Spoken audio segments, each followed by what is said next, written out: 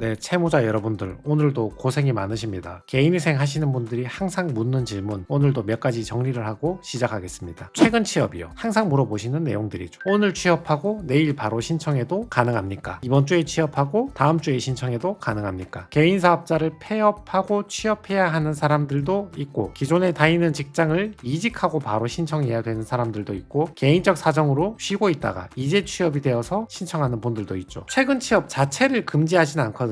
그런 규정은 없는데 법원 입장에서는 충분히 의심을 할 만하잖아요. 이 사람이 소득이 없음에도 불구하고 최근에 취업했다고 거짓말을 하는 것이 아닌가, 일부러 소득을 많이 낮춰서 어딘가에 취업한 것이 아닌가, 굉장히 의심을 할 만하고, 그리고 기존에 쌓여있는 소득 자료도 부족하잖아요. 방금 취업했는데 작년 재작년에 받은 월급 내역이 있을 리가 없잖아요. 그래서 기존에 다니는 회사를 계속 다니시는 분들은 소득 자료 중심으로 제출을 하면 된단 말이죠. 몇 년 동안 월급 받은 내역들이 있으니까. 그렇지만 최근에 취업하신 분들은 최근에 입사해서 받은 소득 자료뿐만 아니라 왜 입사하게 되었는지, 어떤 경위로 입사하게 되었는지, 담당하는 구체적인 업무가 어떤 것인지 추가 자료들을 더 많이 제출을 해야 됩니다. 두 번째, 여러분들이 많이 궁금해 하시는 게 방금 취업해가지고 지금 이제 월급 한 번 받았거나 아직 한 번조차 안 받은 거야. 근데 개인회생은 일정 기간에 소득을 평균을 낸다고 하니까 평균 낼 소득이 없는 거지. 그러면 6개월 월급 받고 그 다음에 신청을 해야 됩니까? 그렇게 물어보시는데 법원에서는 작년 소득 내역을 제출하시오라고 보정 권고를 내려봤자 의미가 없잖아요. 작년에는 그 직장을 다닌 적이 없으니까 지금 직장 기준으로 변제 계획안을 작성을 해야 되잖아요. 그러니까 예를 들어서 6월달에 취업을 해서 6월달에 신청을 한다고 가정하면 6월달, 7월달, 8월달, 9월달, 10월달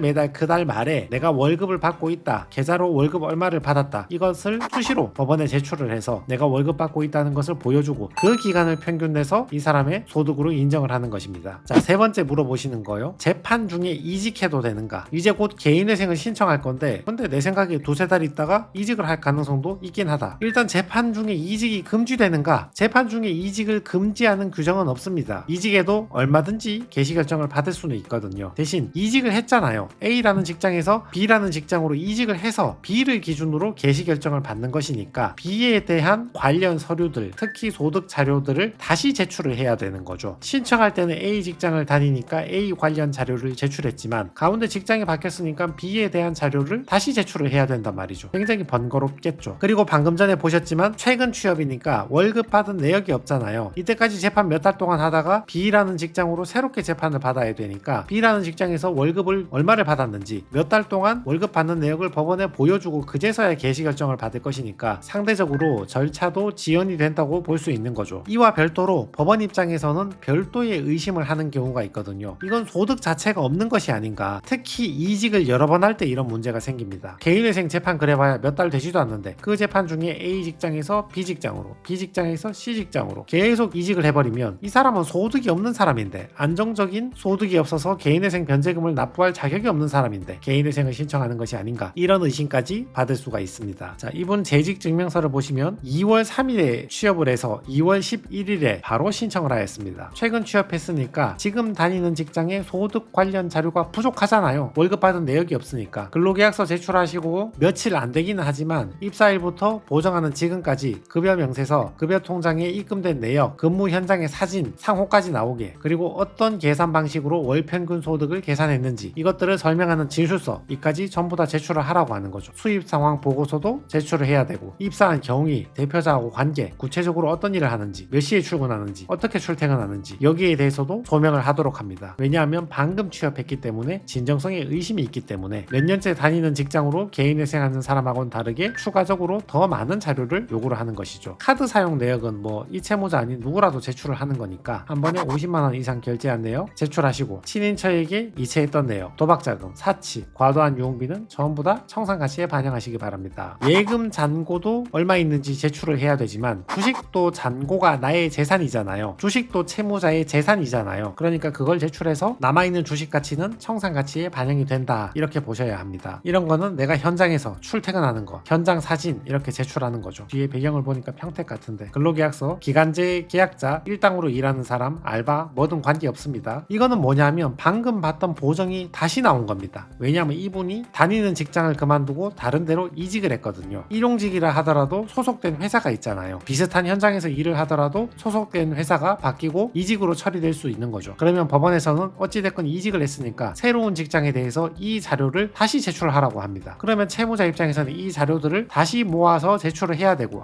내용은 별반 차이가 없는데 재직증명서, 월급 받은 통장 내역, 월급 평균 계산한 거, 입사 경위, 대표자하고 관계, 구체적인 담당 업무, 출퇴근 방법, 이런 것들 그냥 최근 취업 누구나한테 요구하는 자료들이지만 가운데 이직을 했으니까 이걸 다시 내야 되잖아요. 그러니까 조금 번거롭고 이걸 다시 검토하는 동안 시간이 걸리니까 절차가 좀 지연될 수 있겠죠. 보세요. 3월 달에 최근 취업했으니까 이번 달에 급여 명세서하고 통장에 얼마 들어왔는지 제출하시기 바랍니다. 그리고 4월 달에 또 요구를 하죠. 이번 달에도 급여 명세서하고 얼마 입금 받았는지 제출하시기 바랍니다. 내가 취업을 했으면 그 달 말에 월급 받잖아요. 그 다음 달에도 월급을 받겠죠. 이렇게 매달 월급 받는 것을 법원의 계좌 내역을 보여주는 것입니다. 대략 5개월 정도 보여주고 평균 내가지고 그 소득으로 개시 결정을 받는 거죠. 개인위생 절차를 개시한다. 이분은 최근 취업해서 230만원 소득을 받았는데 1인 생기비보다 약간 증액해서 160만원 정도 빼고 한 달에 70만원 변제하는 걸로 해서 36회 2,500만원 변제하는 걸로 개시 결정을 받았습니다. 전체 채무액 3,400만원 중에서 2,500만원 변제하는 걸로 개시 결정 받았습니다. 그게 자기 채무의 73%를 변제하고 27%를 탕감받게 되는 거죠. 채무 금액 자체가 크지가 않아서 상대적으로 변제를 많이 한 것처럼 보이지만 이분은 현명한 선택을 하신 겁니다. 이 채무액 3,400만원 이대로 가지고 있었으면 돌려막기 했으면 계속 채무가 늘어났을 거니까 소득 자체가 많지가 않다면 3,000도 변제하기 쉽지가 않습니다. 왜냐하면 내 생활비도 써야 되잖아요.